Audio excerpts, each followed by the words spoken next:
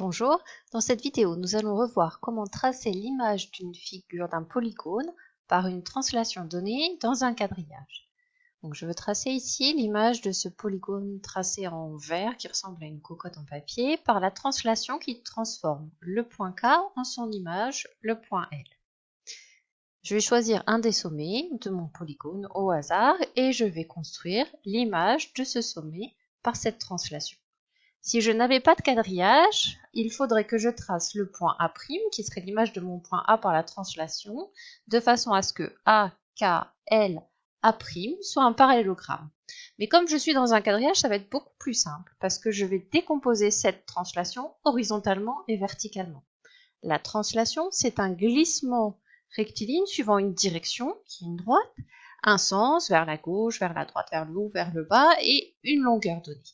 Ici, si je regarde mon déplacement, pour aller de K vers L, je peux dire que je me suis déplacée horizontalement vers la droite de 1, 2, 3, 4, 5 carreaux, puis verticalement vers le bas de 1, 2 carreaux.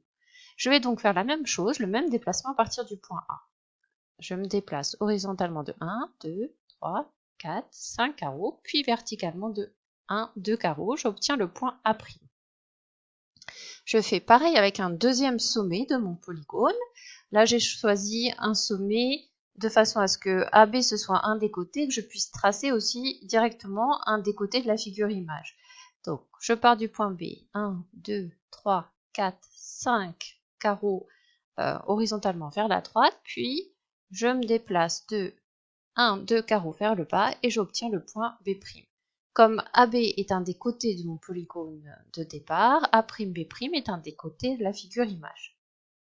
Maintenant, soit je continue avec chacun des sommets, soit je construis exactement la même figure à partir de ce côté-là, en conservant les longueurs, les angles. Grâce au quadrillage, encore une fois, je construis la fin de la figure image, donc le polygone AB' et tous les autres sommets qu'il faudrait nommer, et le polygone image du polygone de départ par la translation qui transforme le point K en son image, le point L.